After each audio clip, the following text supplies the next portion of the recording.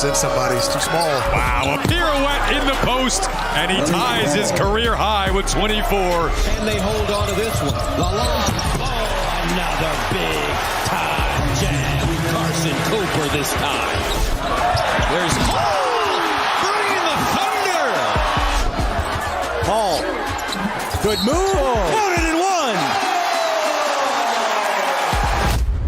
Michigan State now, Kevin, 2 losses in a row, and they go to Purdue next. So you're going to be staring very possibly at 3 in a row here. It is a tough road for Michigan State the rest of the way, and they're now in danger. If you really slip up, you suddenly find yourself on the bubble.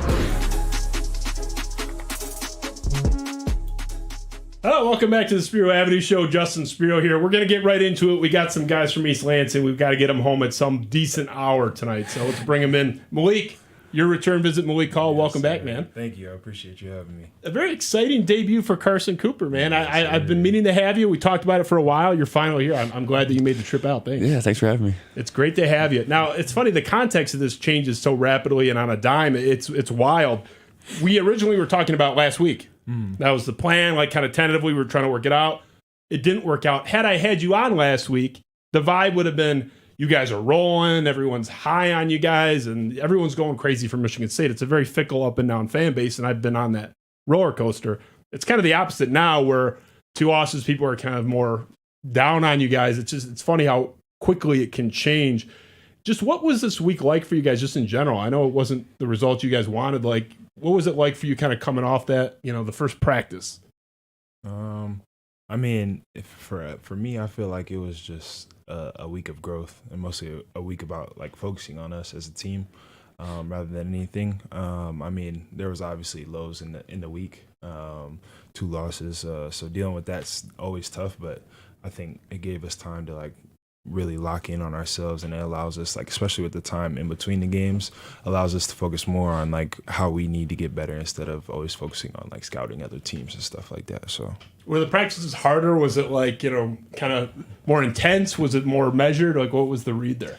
Yeah, I mean, I think that, when we were playing with a lot of confidence after the Michigan game, I think we all kind of felt like we were that team right now, and we were kind of in the moment where we were all growing as a team and everything. But obviously after the 2 losses, I think you can kind of look back and say we might have got complacent a little bit. But yeah, overall this is going to be a good week for us to, like, test wise, to see where we're at as a team. So it's almost like a weirdly good spot to be in. I feel like going to Mackey where nobody ever wins, it feels like. I mean, they lose like 1 game every 2 years. And I mean, house money's not the right term. Like, work needs to be done, obviously, to secure the place you want to be. But like, it's not the highest of pressure situations that it would normally be. Like, nobody really expects anybody to go there and win. It's been a house of horrors for Michigan State. What's like the sort of discussion around Purdue? Obviously, I'm sure a lot with Zach Edey, but like, what's the conversation like as you go into that?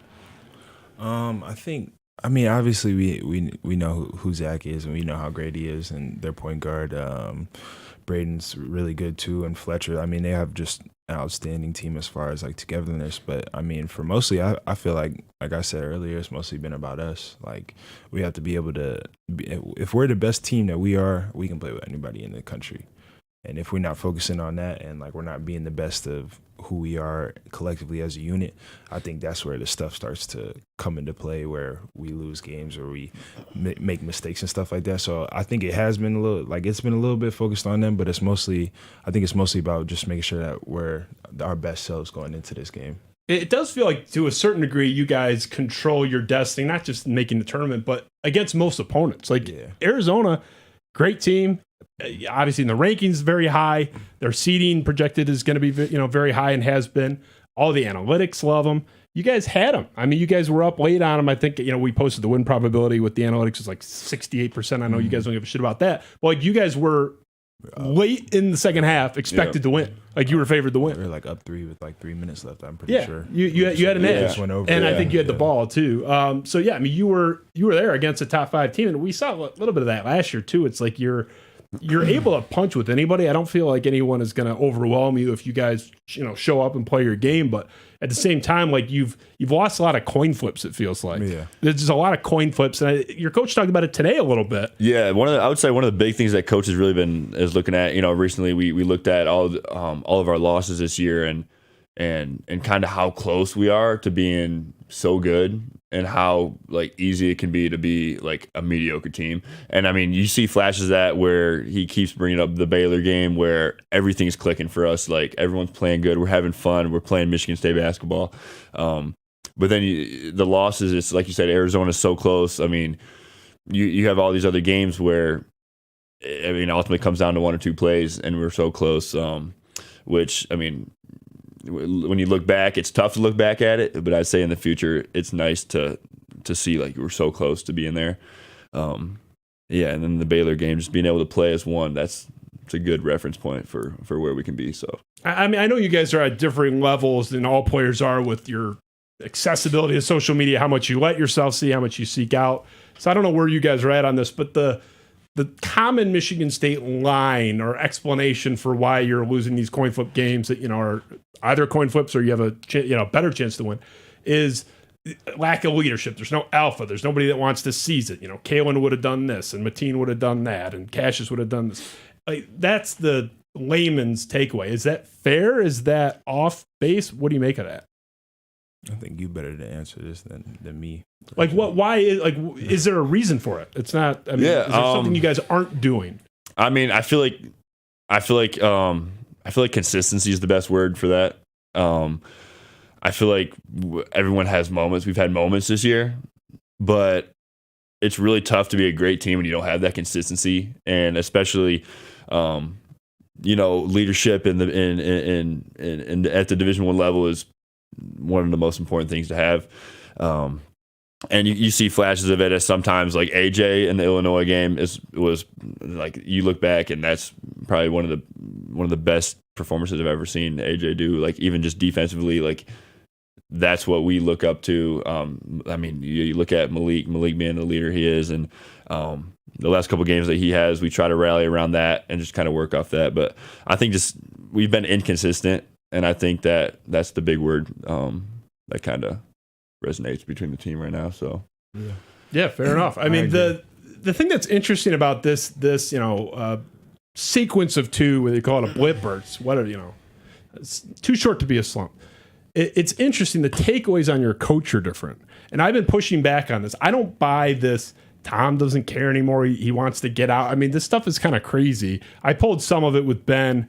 A few examples, but let's just go with Rico Beard from 97.1, who is convinced that this is a guy you guys I'm sure have seen around. He's credentialed. He's always there. He's coming from the perspective of, I've been covering this guy his entire career, minus 2 years. I've never seen him like this. I've noticed a change in him that is worth noting. So that's the context. Ben, if you can play Rico for us, this is what he had to say about Tom Izzo. The passion is gone. Tom is just not having fun. Tom used to fuel on the fact of people doubting him. That's how he became Mr. March. Just when you thought it was over, just when you thought maybe the game passed him by, wait till you see what this rabbit I'm about to pull out of my hat. Rabbit's dead. Hat's gone. There's nothing there. I don't think he likes his team. I don't think he likes coaching right now. I think the changes in basketball have limited this man. So, I mean, you guys have had this guy, Malik, for longer, obviously, as your coach. Carson, you're in your second year. There are fans out there that agree with that. I'm seeing this change in the coach. I don't really see it that way. I've been more on the other side, but where do you land on it? Is there something you've noticed where he's different, even if it's different in a different way? I mean, me personally, I feel like I'm the best to speak on this just because, like, I've known Coach the longest out of everybody on our team, and I've seen the change that coaches have gone through. I think it also like doesn't really have anything to do with Coach more so Coach always says it to us all the time, like he can't shoot. Like he's not shooting a free throw, he's not boxing out, he's not doing none of that stuff. So like no matter how much you want to say he should, like he's still the same exact, like he's obviously changed a little bit as far as with like things that he says and whatnot, but like I mean, for the most part, like he's still the same. Like his passion is there every day. Like to me, you can never question if his passion or his care is there. Just because like just sitting at like if you were to sit in a room with him and like if you were to ask him how do you think your last game went, you could think that conversation is going to be 5 minutes and it could be an hour of just like ways that the team should have done better, he could have done better, his assistant coaches could have done better, the players could have done like, and somebody that cares and has passion for the game doesn't like, they're not doing that. So I mean, to question his care, his passion, that should never be in question with him. I mean, there's been change as far as like this society, like our society is different. Like we're different than Mateen and them were. Like the way we take things, the things, the way that everything's just developed as far as like how you teach people, how you do things has all changed. So he's changed a little bit in essence, but that's not necessarily his fault. That's just him trying to adapt with the times and move with the times. So, and people are saying like it's a much more abrupt change than since Mateen. I think that's a given, and that's everyone's going to adapt. People are saying they've noticed a change from like a week ago. Yeah, I mean we're talking a very acute, happened type of thing. Yeah, I feel like that's crazy. I feel like if anybody looked at one practice that we have, I don't think I think they'd have to change their mind with all that. Yeah, I mean Rico's saying he's at the press conferences. I mean he's not necessarily a basketball savant. He doesn't know how long the shot clock is, but he's the only reason I even used him is because that is a line that is out there and similar to that. And we'll play the second one. It's, he's Nick Saban. It's just, he's a great, all-time great, not casting aspersions, but he's Nick Saban where he just wants to be done. Ben, can you roll that and we'll get their response to that? I don't see the same confidence that I once saw with Tom Izzo. I don't see the same fire. I don't see the same desire. I see a man who appears to just be broken. Like he does not like his team. But I got a feeling this man's going to go the way of Nick Saban, where he's just going to walk in one day and just say, I can't do this anymore. I'm done. Izzo going away as Saban. He's done. He don't want to do this no more. This isn't fun. It's not enjoyable. And frankly, I got to be honest, he's not that good at it anymore. Is there anything to this? I mean, is your coach going to retire at the end of this year? Because that's what people seem to think, and that's a real thing out there. You said he was going to die on the bench last time you were here, Malik. That's a real thing. I'm saying that's out there. Yeah, I think retiring at the end of the year would be crazy for Coach. He's going to retire at some point, obviously, but like I don't think it's anytime soon in the coming years for sure. You see flashes every once in a while in practice and stuff like that when his passion comes out, and I think I'm like this guy's 69 years old. I don't see any of that in him at all. Like I don't know.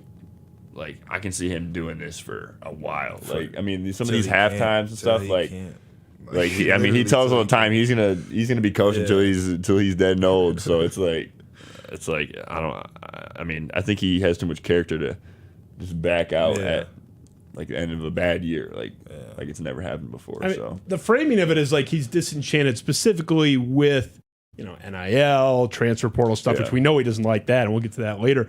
But, that was an element for a lot of guys, and Roy Williams sort of denied it, but everyone in Chapel Hill knows that was a big component. And, he was older, so it makes sense, but that was the final straw for him. I don't know. Do you think that stuff bothers him? He's very open about the portal, but like NIL, I don't think he's been anti-NIL that I've heard. I know he's anti-portal. I think Coach is more not like anti anything. I think he's anti the repercussions that could come with it. Like if you're not on top of your stuff and like it's starting to cause you trouble outside of your main focus, which is basketball, then I feel like he's anti it.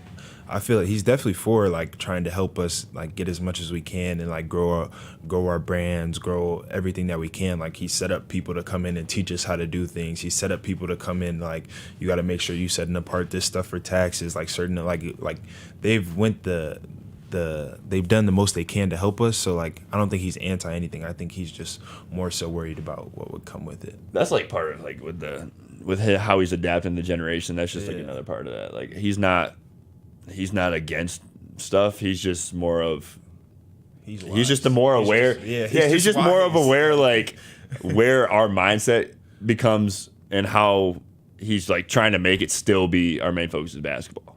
While this other stuff is in the background, other than, okay, now basketball is the second thing I'm thinking about. Now my first thing I'm thinking about is how can I get as much money as possible? Like Right. And I don't think that's an issue with any of our guys at all. And I don't think that will be an issue, which I think that's ultimately what he's afraid of the most. But yeah, I mean, sorry, go ahead. No, I was gonna say, I don't know if you could find like a more biased person than me. Like I love him as much as his family probably does. I joke my license plate is literally TM Izzo and a giant picture of him, and I'm a huge. That's how we knew it was yours. Oh yeah, that's the joke. I get teased. I'm like, that's my guy, man. Like I love. So I admit, like I am biased, and I do criticize him on basically one front. I've only had one real problem with him in 20 years, like above a 2 out of 10, and we're actually gonna get to that, but.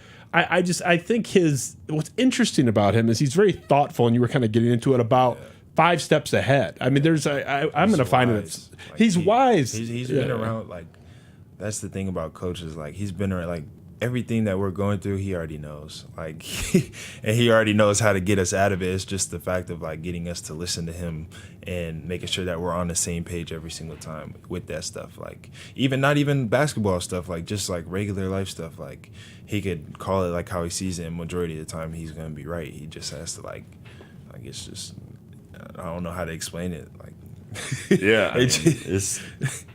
I gotta find the tape. I mean, there was tape of it was like a press conference. I think that sit down. It was like maybe 6, 7, 8 years ago where they were talking about basically what became NIL. Do you pay the players? And I mean, he wasn't railing, but he just said, I don't know what's that going to look like. Are there going to be guys? Does it go to pay for play? I think that's something you got to consider. Like he was right about that. That has been an issue and allegations all over the place in different programs, and like he's always thinking 5 steps ahead. And I think it gets unjustly labeled as being a curmudgeon, where oftentimes it's just being protective, having foresight and protective, and he has this sort of not weird but unique care for the game. Like he cares so much what it's going to be like 50 years after he's gone. Like dead, like off the like we're all going to die. Like he cares on a different level. It feels like I feel like Michigan State green like that like that's in his blood for sure. Like I feel like that's half of what he's doing this for is for this community and this college like after he's gone. Yeah, just the brand of like Michigan State and just, like not even making just the basketball program, but like Michigan State as a whole. Like he just cares so much about like everything having to do with it. So it just like that's why I feel like you can never talk about his passion or his care for anything, because like with him you always gonna know he gonna tell you like shoot, he tells us every day. Like so I mean for me that's how I feel about it.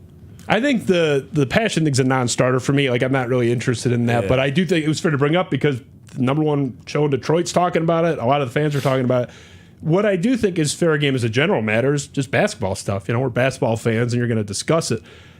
Where are you at with the Xavier Booker thing? Because I would argue this is far and away the number one prevailing issue among the fan base. It's a subject I think Coach Izzo is feeling that himself. That was an interesting presser today. I know you guys said you didn't see it, but maybe you'll catch it later. He's aware. He's very aware of it. The issue I think a lot of people have is, 5-star kid coming in. They don't see practice. They don't see what you guys see. But you're familiar with, I'm sure, Graham Couch with the LSJ, covers you guys, is there pretty much every day. He really went in on Izzo pretty strong after the Ohio State game in specific relation to Booker. And I want to get your reaction to that just as a general matter. Ben, if you can roll that. This is Graham Couch on Couch in the Rube talking about Izzo and the decision to not play Xavier Booker down the stretch against Ohio State. There have been other times I've disagreed with Tom's coaching over the years, but this was the first time with Booker and the first time in a while his decision was really unreasonable, and it cost them. Booker has some flaws. He is not a perfect player, but he has taken massive strides this year. What made yesterday so much worse in a lot of ways for Izzo and for the program is not that they not only didn't play Xavier Booker, you thought he had made enough progress to start. You could just see things start to stagnate. I see a conversation between Akins and Hogard where they're saying something to the effect of, this is what I'm talking about. Every eye test in the world saw that they were a better team with Xavier Booker out there. We'll start with you, Carson. What do you make of this? Were you guys thinking in that Ohio State game, he mentioned a conversation he saw with Hogard and Walker. Were you guys thinking like, man, we got to get Booker back out there? What do you make of the whole handling of this just in general? Yeah, I think it's arguably you can say Booker's probably one of the most talented players on our team. Like he's got all the intangibles of a pro. Obviously, you can see everyone like he's got to get a little stronger and build like the Big Ten college body a little bit, which is what I came in to. I think we came in around the same weight and we both kind of built our way up. But I feel like a lot of it is kind of matchups as well.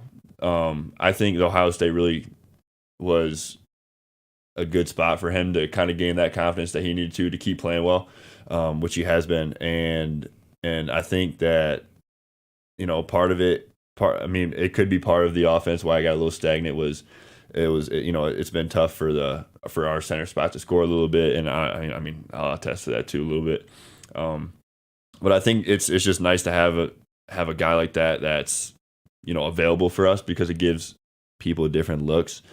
Ultimately, I don't make the decision whether he goes in or not. I'm just kind of waiting for my name to go to be called. But yeah, I guess I don't really. Yeah. And what do you make, Malik, of because you were kind of continuing your run of great games. Like you had a really good individual game, but you're in that game and you're up 10 to 12 points late and it's starting to slip. You guys, I think it was like 3 points in 7 minutes at one point or whatever it was. Are you thinking like, hey man, let's get X back out there? Like what's your take just from a basketball standpoint? Would he have not given a different look? That's what the fans seem to be arguing.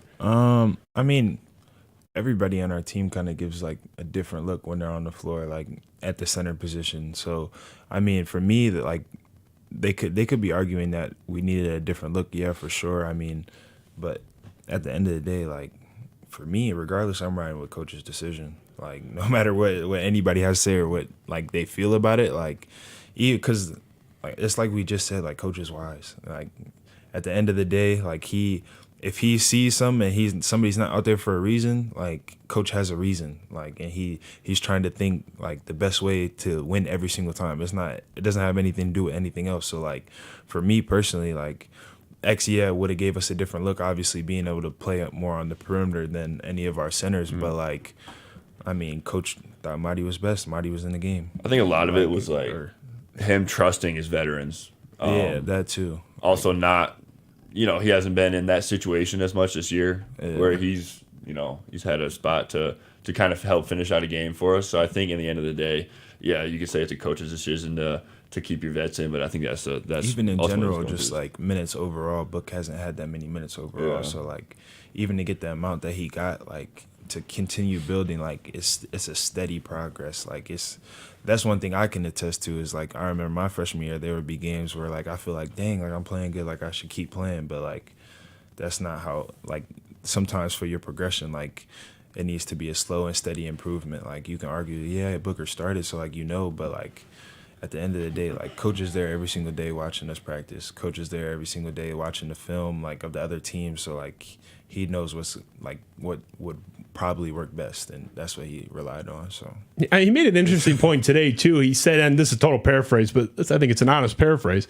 He said, "You guys are yelling. The fans are yelling. Oh, see, look how good he's playing. He got 3 blocks in 7 minutes or whatever. He should have been playing all along. How do you guys know it wasn't because the coaching staff didn't play him until he was ready?" Yeah. So I thought that was an interesting way. It's like you guys are saying, look, as if that would have been the result all along. And it's more about trusting the process. It's interesting. Everybody seems to be really mad on Booker's behalf in the fan base, but the kid himself doesn't seem that distraught over it. Tom's been pretty open about, go talk to him, ask him what he thinks. What are you guys observing? He doesn't seem like a guy who is itching to get out of here because he feels he's being wronged in any way. I think as far as Book goes, like in general, he just like I don't think he'd ever think that way. Like just because for the same reason, like you come here, you put your trust in coach. Like you may not be.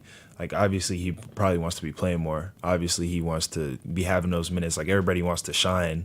But, sometimes that growth in that process, I think that's one thing that we've helped with, that just as far as, like, being an upperclassman for him and him being, like, our freshman is, like, just making sure that he buys into that process. Because, like, that's really, like,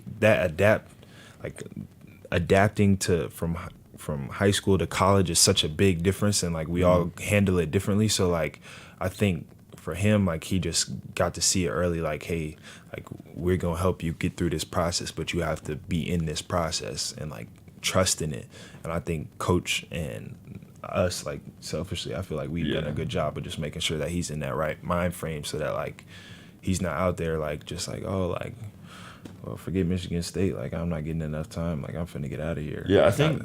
Sorry, I would say like, I think one of the things that Coach did see in Book when like when he was recruiting him is like his character of who he is. Like, there's no part of him where he's selfish or he's talking bad about anybody. Like he is bought in to what has been going on, and from when he first got here, he might be 10 times the player he was when he first got here, and you could see every day he's playing more comfortable in practice. And like Lee said, like he's continuing to buy into this process, and he's trusting Coach, and Coach is putting the time in with Book, and I mean just all the freshmen in general. Like he's putting the time in because he knows how good they can be in the future. And I think just him being able to buy in the process and have the character of, I'm just gonna let the process be the process, and whatever happens. I think that's what's good about Book. So I mean, I was at the end of my student career, but I was still a student. I think it was my either last year or second to last year when Adrian Payne was a freshman, 5-star kid out of Ohio, and everybody was like, why aren't they playing this guy more? He wasn't playing much. In very similar situation. They decorated recruit.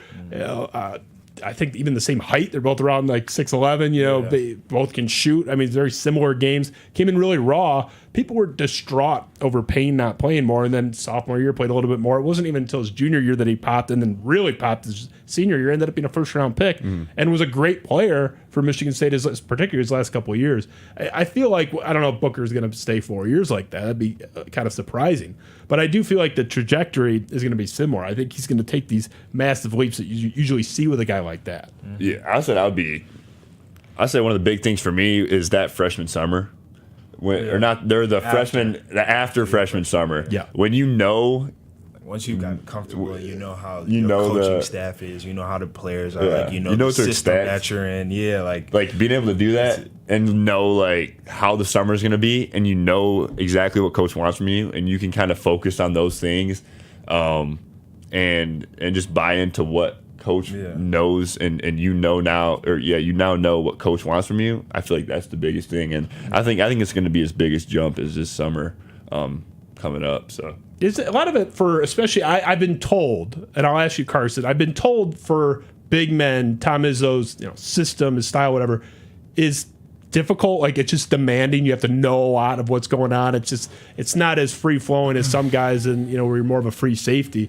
Is some of that just not even just for Booker, for anybody, but for someone in his situation trying to earn more playing time? A lot of it's just between the ears, right? Like just knowing where to be and when to be there. That's in college in general. I feel like unless you come in to a program knowing exactly how they're like running things, their coverages on defense and stuff like that, like I feel like adjusting to like how they play the game is like adapting. Like that's all around college sports. Like I think that can be seen anywhere, to be honest. Yeah, Coach says all the time, like you look around, like nobody's playing freshmen right now. Like there's very few freshmen that are playing high minutes and like producing at that level. And yeah, I think that's another thing that Coach can kind of tell the freshmen to kind of keep their heads on straight and focus on that. But I think that's part of it is from going to high school where you're the guy, right? You're the guy, and now you've got to kind of adapt to a system that doesn't flow around the center position. Me coming in, I wasn't as more of an offensive player, so I kind of could adapt better and use my IQ a little bit.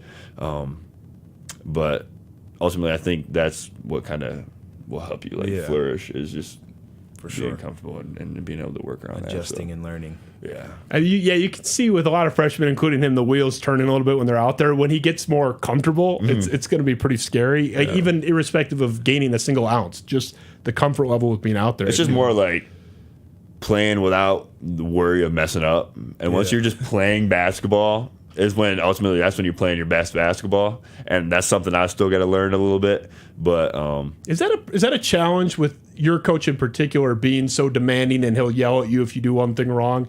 Does that make it harder to perform, knowing, oh my God, if I screw up, I'm going to get pulled aside and yelled at and more importantly, taken out of the game?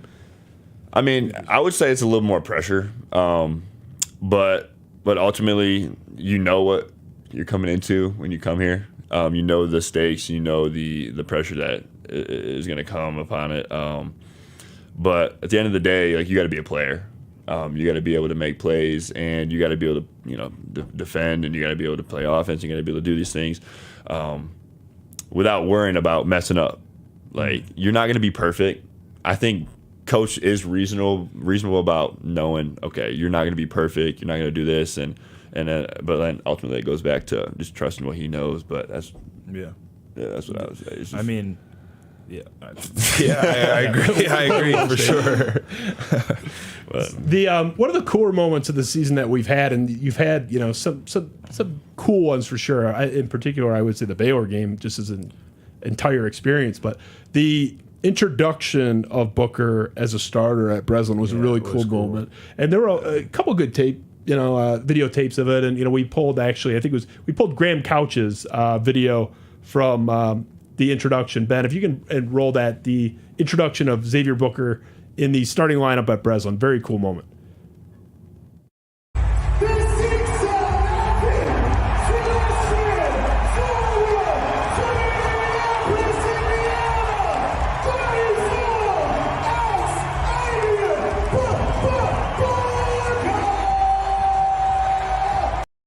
So the video doesn't really do justice from what I've been told about how loud it was. It was kind of wild there, right? Mm-hmm. It definitely got a lot louder when they introduced him. I look, he got chills a little bit, man. When he was getting introduced, like, I could kind of feel what he felt.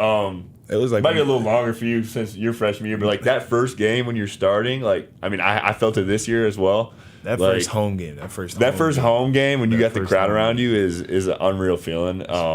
But I think it also was relief for all the fans to see, like, he's also getting rewarded for him playing better. So when did he know, or when did you guys know? Maybe you don't know when he knew. When did you know he was starting against Ohio State? Like 2 days before, I think. You guys kept that airtight. That would have been big news. We kind of knew, like, once we started scouting for. We knew as soon as, like, it was like the day after we played Iowa. We had a day.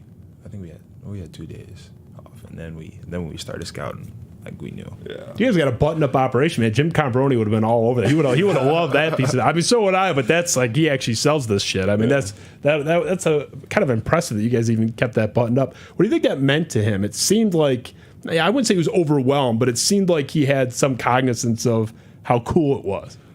I think just personally being someone who's like kind of reserved, how Book is, like, I'm very calm, quiet, and he's like the same way. He's more than I am, so like I feel like for him actually seeing his emotion was like he's pretty expressionless, so like so like seeing that and stuff is pretty cool, and especially the intro, because like from my angle it looked so crazy. It was like a proud like senior moment. I was like, dang, like, hey, there go Book, like, yeah, like I've not seen that from. I was happy for the kid, honestly. I thought it was awesome. It's that first. I mean, you said it. That first time is so cool, and it wasn't a starting lineup situation, but your teammate Steven Izzo was on the show talking about his experience checking in for the first time. He says he literally doesn't even remember it. Like he has no. He probably blacked out. He said he used the term blacked out. He goes, he has no. It's not because it wasn't meaningful. He can't remember because he blacked out. It was so meaningful. It was just an overwhelmed on right now. Yeah. Like, so you actually remember yours at least. Yeah, I do remember mine a little bit. Like, he can't even tell the story of what happened. It's like I can tell better than he can. Yeah, Steve was probably like crazy because just the lineage of just being there for so long and seeing everybody, and then he finally checking in. Steve probably was. He probably lost it. It was a cool interview with him, and he's such an awesome guy. He's such a beloved figure there. Yeah. I love Steven, and it's the Booker thing. That was one of the cooler moments, and it shows like the fan base just loves the shit out of that guy. Like, they are behind that guy big time, and hopefully he does ride it out. I thought it was a little crummy, the reporter asking him. It was technically fair journalistically, but there's a lot of that's just the reality these days. If you're not playing, it's like, are you going to leave? Is this guy leaving? It's a little bit unfortunate, just the reality of, I think, the era. And on that note, here's where I criticize your coach. And this is where, he might get mad at me if he hears this. Look, there's no bigger defender of Tom as I've defended in this entire show. The transfer portal thing, I don't agree with. I think it has been a detriment, and I understand the player's perspective on this. I get why you guys have the approach you do. If I were you, I'd probably think the same way. But I think his general challenge to this is not even Michigan State specific or this team specific. It's as we talked about, more global. It's the same thing with the other issues. Is this good or whatever? That's fair, and you can have that opinion. But meanwhile, other teams are doing this. His approach seems to be, or his opinion, that this isn't the way. But we've seen this again and again in the Final Four since this portal era really opened up in the last few years.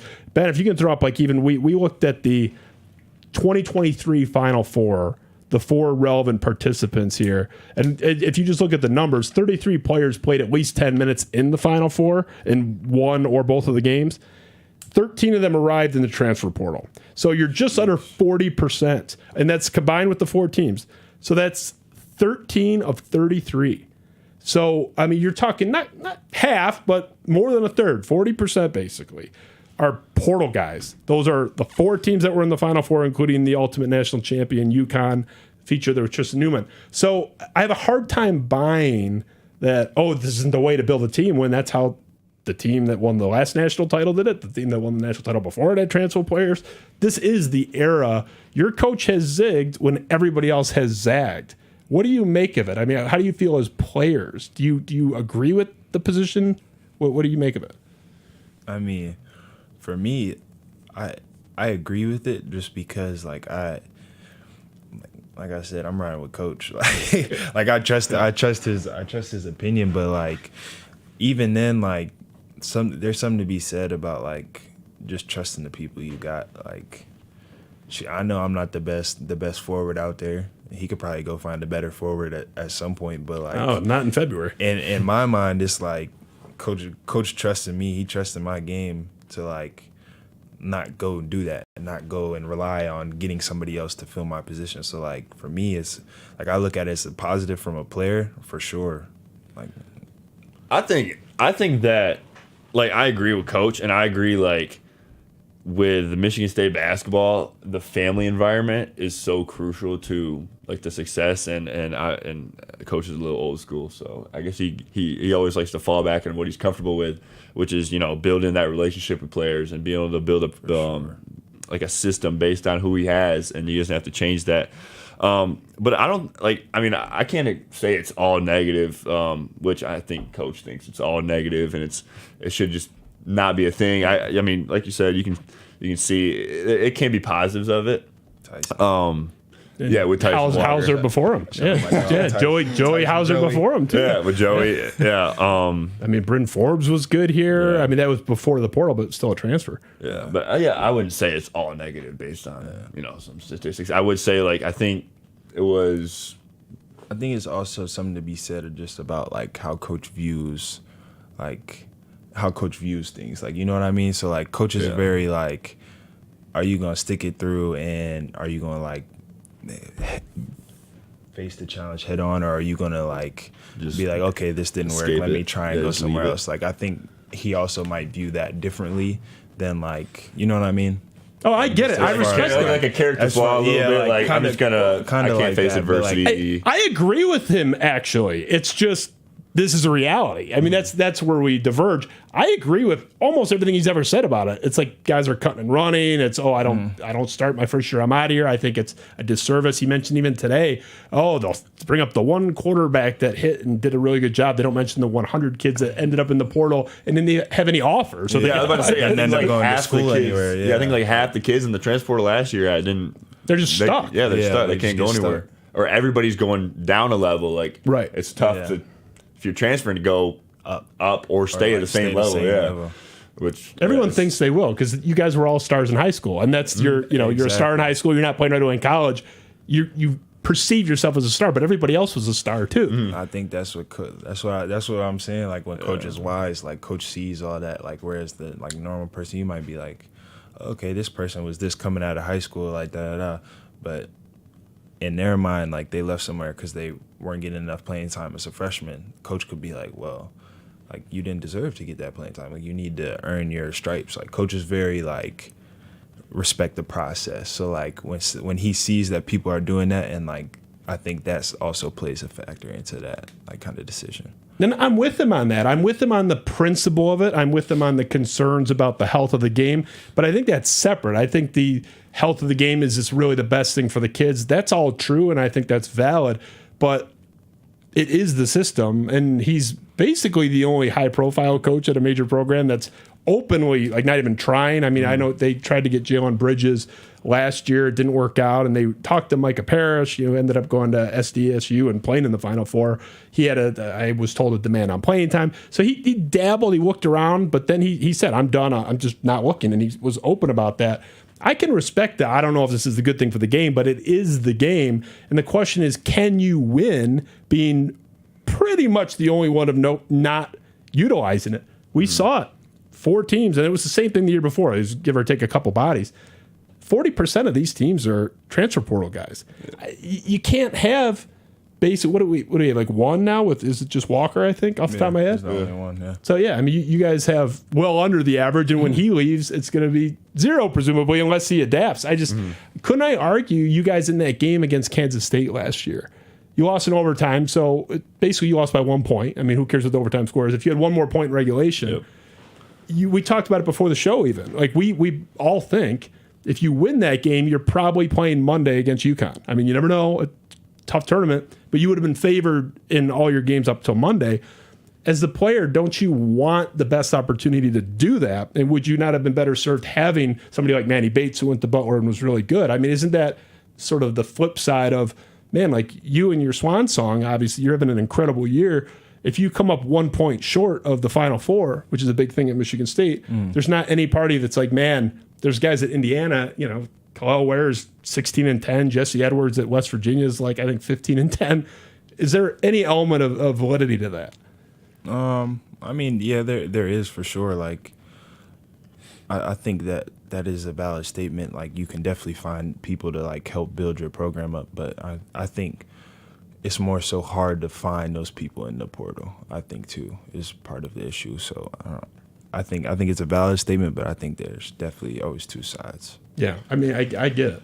I mean, I would say, yeah, I could agree with that, but I would say that there's more negatives than positives. Like, you can look at the good players that have transferred and have been playing well, but then you can always look at how many more of those players are playing either less minutes or playing worse at their other school by leaving than they would if they would have stayed at their old school. Mm-hmm. And I can also say, like, with how coach recruits and stuff like that too, like, he's recruiting a lot based on character too. Like, that's why I would say you really don't see many players transferring out of Michigan State. I mean, we've had like Pierre Brooks last year, but now he's playing well. Butler, but like, there's a reason people are not leaving here, is because we trust coach, we trust what he's going to do for us, the program. He's going to get us to where we want to be. He's going to get us to our goals, our playing goals, our championship goals.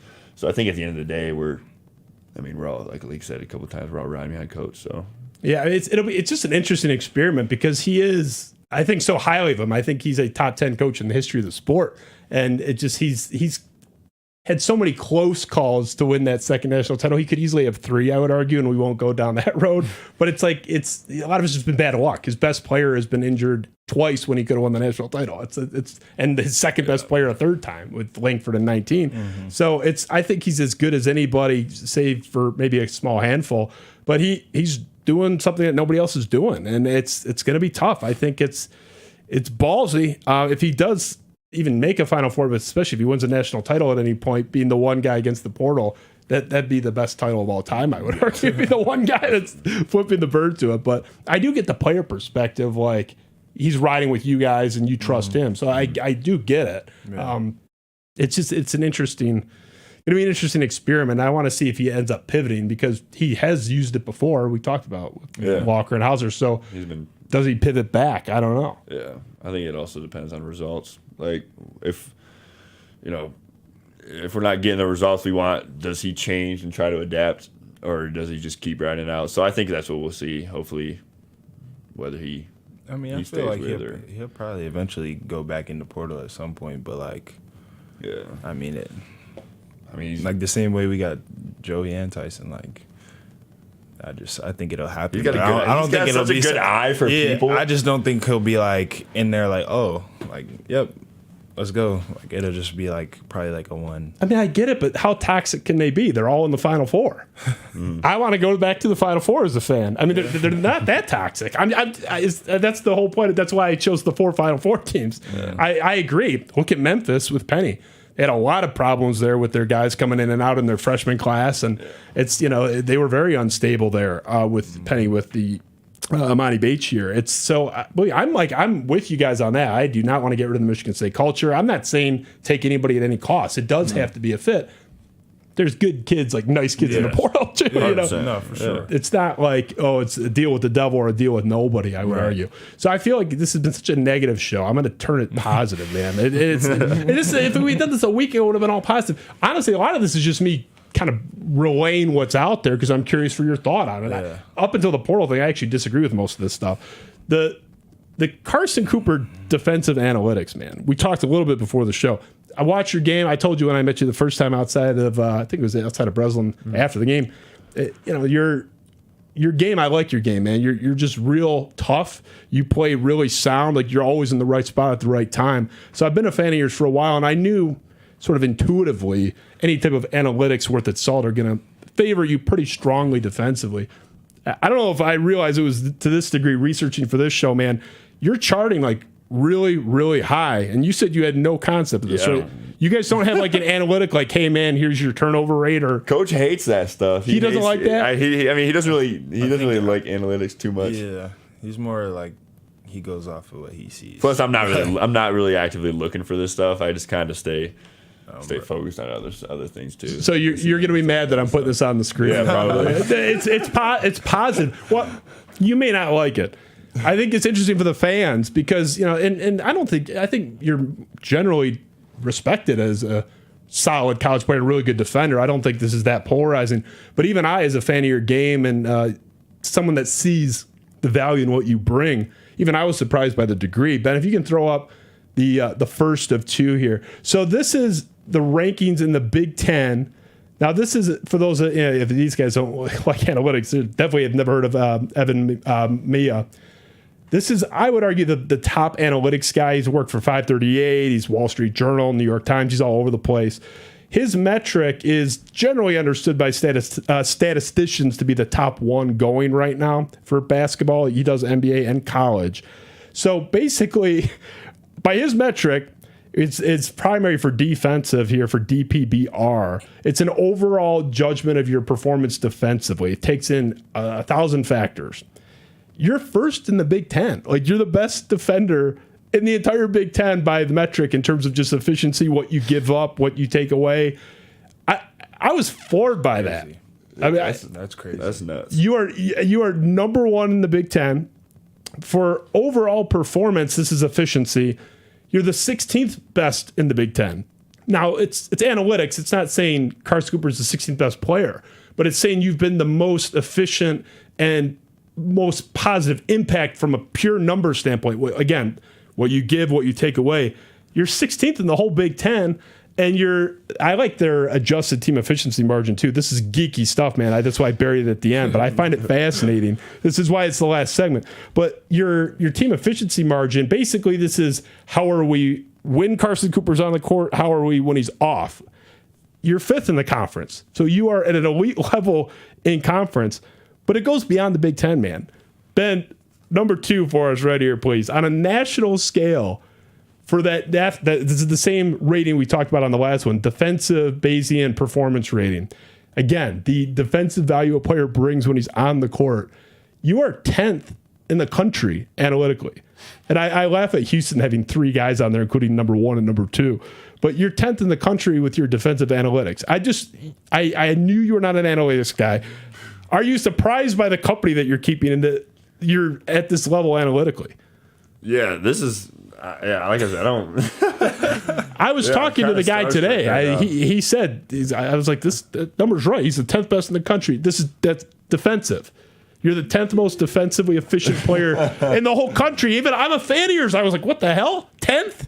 That's pretty damn good, man. I mean, I knew like. I mean, I don't really know what to say. Like, I'm just curious if you had any concept. I didn't know if they were feeding you. You said since that they haven't, but yeah, they don't give you that stuff. So that's kind of, you have no idea. You can take that. I would say I'm a pretty like humble guy, but I mean, it's pretty cool to see myself up there with some of those guys for sure. Obviously, Klingen's a big name up there that won a national championship last year. But yeah, that's pretty cool to put into perspective. Yeah, it's a new perspective to look at, and it's considered like the gold standard for analytics right now. And I know, and if I were a player, man, I wouldn't give a shit either. I can't dunk like you guys. I can't play like you guys. So this is the shit I have to do. But it's interesting just seeing that. I intuitively, I'm like, he's going to score pretty well, especially defensively. But even the overall rating, which is the whole, it's like your offense, your defense, again, just what you're giving, what you're taking away. You were 16th in the Big Ten. That's really good. That's better than it sounds. It's like you're the second best player on the team with the best player kind of thing. It's kind of wild that you're at that level. Like, is there like a sort of thing you attribute it to? Like, are you like a gym rat, like a film rat? Or are you just what's the story behind it? I mean, I think it ultimately comes just like, I would say just like my IQ. I think Coach likes to joke a lot. Lee knows what I'm about to say. He always says like, if I like mess up in practice, he'll say like, I'm a 4-point student in the classroom, but I'm a 1-point student in the basketball court. That's whenever I do anything bad. But granted, I think that's ultimately when it comes from. And just, I know that's my impact on the team. Like, I know that's my job, and I know like that's what I can do to help this team win. So I just, that's the one thing I try to take pride in. And I think that's the one thing that Coach saw me when he recruited me. So I guess it's pretty cool to see the numbers that like I'm contributing and I'm being effective for what I'm supposed to be good at. So yeah, I mean, even looking, it was you and I think one other player in that top 20 of like the overall defensive in the country that were not like 30-minute a game guys. Yeah. It's mostly stars or borderline stars on that list.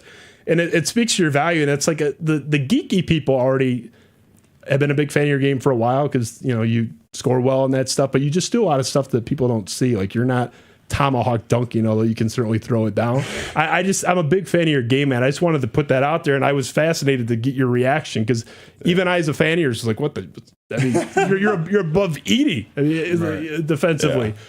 From an efficiency standpoint, and it is ultimately, what's a better stat than like, hey, are they better with them or without them on the court? Like, and the team is better when you play. I mean, that's objectively true. That's been the case this year. Yeah. So I had to. I mean, I'm a fan of yours. I had to put that. I had to brag you up a little bit. So next time Coach yells at you, can tell him you don't care. You don't care that he doesn't like analytics because you're a top 10 player in the country defensively. You're 10th coming in strong. Man. It's tough nowadays too, especially when everything's like flashy. Like if you're not as flashy of a player, then you're probably not as much of a a star in the media and all that stuff. So I feel like it's nice for some stats to see like you're just for guys that are just like kind of digging down and doing the dirty work. They're getting some recognition, and I'm glad to see my work's paying off a little bit. So it's good to rein the fans in, man. I mean, honestly, a little bit like that. And again, you don't get it too bad, but no, not like they're not supportive of me for sure. I'd say that they're really supportive of everything. So, but people had like a heart attack when I didn't even see the play. I was putting my kid to bed. I don't know. You tried a hook shot or something. I was at the Iowa game. I can't remember. One of the last games. Like, get him off the floor, like based on one shot. It's it's the minority opinion, but it's. Yeah. Sure. Well, I mean, you dealt with it a lot. It's like this is the revenge tour for Malik Hall. Yeah. I've had a great time at your. It's not about revenge for them. Well, it is for me. So you can be not petty. I should personally thank you. I have had such a good time dunking on people that were anti-Malik Hall people. It's that the receipt folder is just overwhelming. It's insane. But I've been a huge supporter of yours for a while, and not even on an analytics standpoint, but I think you guys both have a lot in common, and I've shared the graphic in the past. I know, Malik, you've seen it. Your coach said you're the ultimate like our kind of guy. Like you're the ultimate Spartan. Like if he's thinking of who he wants, it's you. I mean, that's probably the ultimate compliment, right? Yeah, it is for sure. I mean, I don't take it lightly. That's the value. You guys have always brought a value that, people may not see, or at least to the extent they should. Malik has been so good this February, it doesn't even matter. Can we actually, before we wrap on the speed round, Ben, do you have the graphic of Malik's February run here? I want to get that in before we move on. I mean, this is a wild month that you're in. So basically 18 points a game, 18-7. The efficiency, speaking of efficiency, is just nuts. I mean, you're shooting 55% from three, 63% from the field generally. I mean, you've been a good player your whole career. You're a guy that's played for most of your career. You didn't sit around and wait before you got in there. I mean, what do you make? Like, what brought this on? Is it because you're the healthiest you've ever been? Why are you playing so well, and why is the level jumped up so much? Just God's timing. I don't think it got nothing to do with me, really. Like, if you ask me, like, I feel like I've always been able to do this, but I think, like I said, it's a process at State. Like, you go through, like, so many, like, you learning, like, you're trying to be impactful to the team, like, and then I get hurt, and then, like, I feel like it was all God's timing. Like, they ain't really have nothing to do with me, like, just making sure I was always ready for my moment and to be able to impact. I think it's just coming to the light now. That's all. I know you had some awareness of, the stuff out there like that. It was just normal fan stuff. I don't think you got too much worse than the average person in your position, but you had some awareness of it before.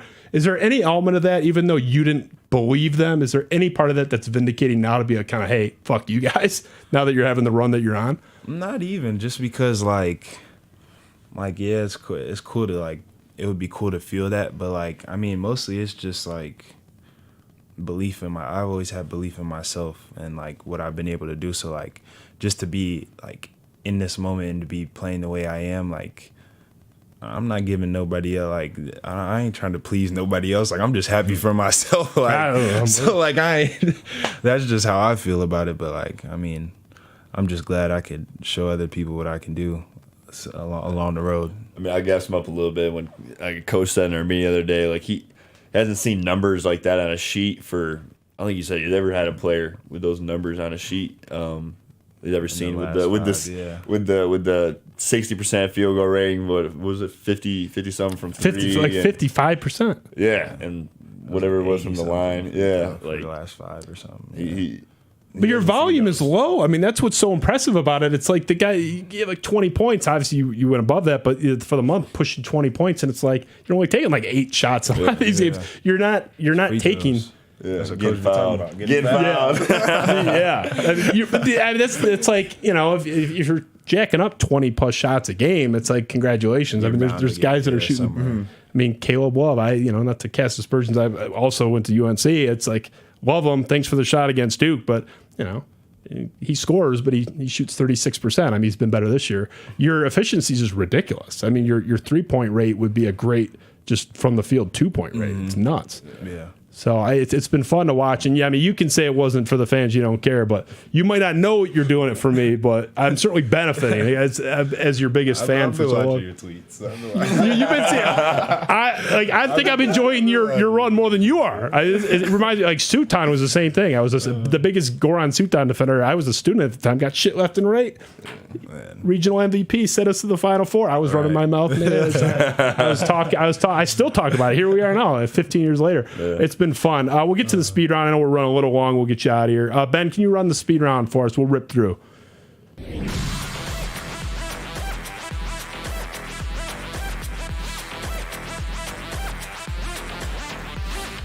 All right, the Steven Izzo basket. I held off bringing it up earlier when his name was evoked. Ben, let's start there. Play the Steven Izzo basket. Do you have that for us? Do you have that cut? Because I haven't seen it enough, I'm sure. Oh, I love this. Here we go. Coming off a pick, Steven Izzo. He's breaking to the basket. Shots away. Oh, he got it! He got it! Steven Izzo, are you kidding me? This place has gone nuts, and now he's hugging his dad. That was a big-time play. Went right at Austin Williams, a starter. I mean, one of the coolest moments in years there. What was that like, seeing that happen? I mean, for me, it was like I came in with Steve-O, so like just seeing him like go out there and get a bucket like that counts in a game, and like that's just that's big time for me. Like I'm happy for him. Like not even just on like the player perspective, just like I said earlier, like the lineage of just being here and watching everybody come through here, and now like he can say he's part of one of those people that scored like in a state jersey. Like not many people get to say that, and for him, I know it means a great deal. So just happy for him, really. Also, the fact it wasn't like against a fifth sub or something like that, like an end of the bench guy. It was against a starter and everything, and for him, yeah, like you see I love the video of him going up and like hugging his dad after. I think it's a really cool moment, and that was probably the most emotional I've ever seen coach, and I think it's just it's probably the coolest thing I've seen since I've been here. Yeah, probably one of the coolest you will see. For sure. Now the crowd. That's the loudest the Brez has ever been for sure. Yeah. That was the loudest I've heard. Oh, I mean, it beats game winners, which is just crazy. Yeah. But it shows the sort of entanglement with the family and Izzo, and everyone loves his dad, and he's now an extension of that. And I mean, Steven is the line on him is like, oh, coach's son. It's like, of course he has a spot, like, more cynical. And then you talk to him for 2 seconds, it's impossible to say a bad word about that guy. He's the coolest dude ever. Guy. He's the most humble guy on the team. Almost, like.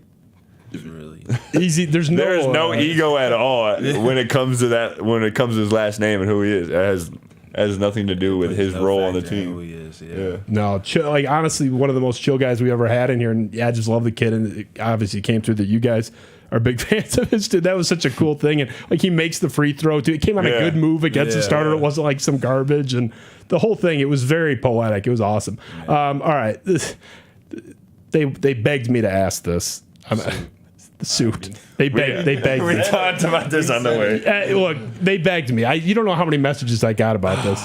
Should Tom? Now, first of all, for the record, I actually agree. I just don't think you guys can possibly have that much of an opinion on this. But I'm asking for the public here. Should he wear a suit? I think he's got to go back to it. This is a good look for him. I think it would be cool to see him wear a suit, but I don't think it has an effect on anything that we do.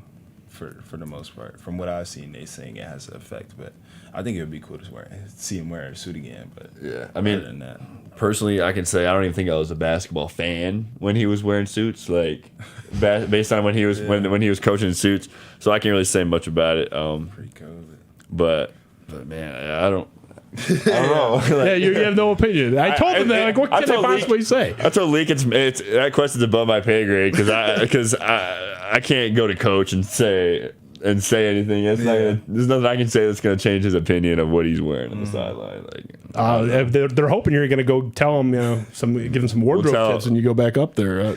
I mean, you can do it. I'm not doing that. I had to ask. That's a big thing, and I agree. I'm not betraying the cause. But I don't think it's that important. But I like the suit, man. You a little more professional. I mean, a little more businesslike. It could be cool to see for sure. I mean, he's got a good suit collection too. The guy's got like some pretty good style. I mean, he's no Patino, but who is? The St. John's guys they wanted him to wear the white suit, man. Those players crazy. All white is nuts. Yeah. That's.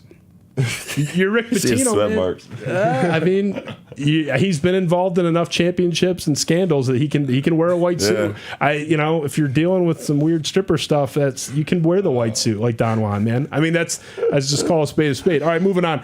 I mean, this is unfortunately, unless maybe you've seen him come around, Carson, but you may have to sit this one out because it's not really relevant to your time. You weren't here yet. Cassius Winston. I've been really big on the retire number 5 train. Malik, you played with him for a year. Yeah. Number 1, do you retire number 5? And number 2, just what do you make of Cassius Winston? What was he like? You were a freshman back then. I probably never told Cash. I got a lot of respect for Cash, like very deep amount of respect for him and just like everything that he's been through. Not even just him, like his whole family. Like I just love them as people. Like they're so down to earth, like really cool people. But like Cash in general, just to know that to do what he did at this level with everything that he was going through, it just speaks volumes about kind of how he's persevered as a person. And I got a deep amount of respect for that, and just I think he's all around great guy. Period. You think they retire it? They're going to. It's gonna happen. Yeah. Is that some inside knowledge, or is that your? No, it's just it's gonna happen. There's no way his number doesn't get, he passed Mateen in assists. Mm-hmm. I'm gonna say the numbers, obviously I wasn't not even just on that fact alone, he should get retired. But and then you throw in all the other stuff, just he was a joy to play with, man. I was talking to Brett Odell Bredum Jr., who's the fellow dignitary on MSU Twitter, and we were trying to think is he the most beloved player in the entire Izzo era? I think he is, just by the fans. I think so too, for sure. Protective of him. Yeah, I think he's on a certain pedestal. I think it depends who you ask and around what time you got into MSU basketball, because we have a lot of great ones. But from what I've seen, the experience I had just being around him and getting to observe, I think he definitely was, if not number one, he was top 3 for sure. You guys had a good team. Obviously, we'll get to that in a second, but even the year before you got there, the Final Four team. So it's not a slight on them when I say this, but Cassius is the type of guy where you could put him on any team, and they're going to be at least pretty good because he was so ball dominant, but not in a selfish way. It ran through him, and he was so good. It almost as long as he had somebody around him, he was going to have a pretty good team. He couldn't be on a bad team. Yeah, I think I think about his game a lot. I ain't gonna lie. When I sit there and I think about him and Tyson a lot because they're two the same, but Cash, to me, when I was watching him my freshman year, it just looked like poetry, like an artist, just the way he just moved and he would find people, and I'm bro, I can't remember what game it was. I think it was the Michigan game, where at home for his last game versus Michigan at home. And he was going absolutely crazy. And then he's one of the shots didn't count, but it was after he hit 2 threes already. And it was, I know exactly what shot it is, but did he get fouled before? Yeah, he got fouled before it, and it was right in front of our bench. And I just remember sitting there watching those 2 or 3 minutes before that, and I'm he's on a different planet right now. We're just not in the same space as him. It was crazy. He was poetry for sure. It's just a joy to watch. I mean, it felt like a privilege to watch him play basketball. It did for sure. He was an artist. I mean, he really was. He still is. Shoot. Yeah. Oh yeah. He's still fun. He's over in the Bundesliga. Man, there's good ballers over there. Honestly, this. I mean, shit. Some really good players over there. Yeah. His end of the year, and then we can go right to it because it ties in for the next one. We're almost done here. The 2020 national championship theory is what's out there. The Michigan State fan base. I'm a big part of this, is convinced that, you never know. Yeah. It's tough. You can't say for sure. We felt really good about where the team was ascending, where they were at. And that ties directly back to Cassius. I've talked about it a lot. There was a game you guys were trailing big against Penn State on the road, rallied back. Izzo was telling him to call a timeout. Cassius vetoed Izzo, mid-play, and basically they told him to shut up. It was a mid-play, dribbling, tells him to shut up. Izzo's breaking his fingers on his hands, timeout. Cassius, timeout. He ignored him, shook him off. I think it was, I can't remember who he passed to. Made a great play pass, huge bucket in that comeback. Mm-hmm. And then Izzo was just laying into him at the end on the sideline, and Cassius giving it right back to him. I thought he reached another level. Yeah. The game was kind of already there, but he reached that final, I'm doing what I need to do. I know what's best for my team. What do you make of that 2020? You were there. You were on that team. Do you feel haunted by that whole thing? Not haunted. I actually spoke on this not too long ago. For me, everything that is going to happen will happen if it's meant to happen. So, I'm not really haunted by the fact that, I feel we could have been really good and we could have definitely went to the Final Four and probably won a championship. But, it was a pleasure just to be there. Him and X were, operating at such a high level, and then I think we just had a lot of great, supporting roles for them. I think in my personal opinion, we would have went a very long way. And that's how I feel about it. I do get sad thinking about that every day, dang, what could have been, but it was a pleasure just to be there and get that experience in the first place. It's an incredible run that team was on, and the year before you were there, and the team. You guys, I think it was a 3-game losing streak, in January or February, where there was oh my God, are they really that good? And then you won 12 games in a row or something like that. You guys just got really hot, And that's like even the Vegas, like we're Spartans who were biased, but like objectively in Vegas, you guys were favorites or co-favorites going into the tournament that never happened. So it's not just us being homers. Like the perception was these guys have as good or better chance than anybody. Yeah. It just, I mean, typical, like the player always takes it better than the fan. It's just fascinating. Like I would never sleep if I were you. Like I'd be haunted by that forever. I'm haunted already. It wasn't even my title. It's like by proxy. But I think that's a big source of sadness. You guys, it really felt like we're good to begin with, but the right time peaking. Yeah, exactly. It was clicking towards the end of March. I think we would have did some special things for sure. Should have made Cassius come back, man. He could have come back. he said no way. That would have been something, though. All right, we'll finish here. Crazy. This is the total curveball. It has nothing to do with anything we've talked about. But I want to get it on the way out because I have, believe it or not, like 30% of our audience, big Michigan fans. Just the state of Michigan basketball. You guys swept them for the first time in the Juwan era. It's been sort of a back and forth, home team, hold serve thing for half a decade. You finally got them 2 out of 2. I'm fascinated by them from a car crash standpoint. Like, what do you make when you're on the court? I was told by a different player, I don't want to out him, a different Michigan State player from a different era, but when Michigan was having one of their bad seasons in years past, right before Beeline got there, he said you could feel the dysfunction when they were starting to break apart. It just, on the court, it wasn't just, they weren't winning games. Guys were not communicating. They were bitching at each other. I mean, you were on the court with them twice. What do you make of them? What's going on there? I mean, you can go back to that transfer portal question. There you go. I don't get myself. You can say that. But yeah, I don't know. I think for us that was a really big like team moment for us. Yeah. Especially when you haven't won there, right? No, that was yeah. So for us to be able to experience that, Coach said it before the locker room, in the locker room before the game, like this is a memory game. Like you make memories winning at a rivalry's place, like at Michigan's place.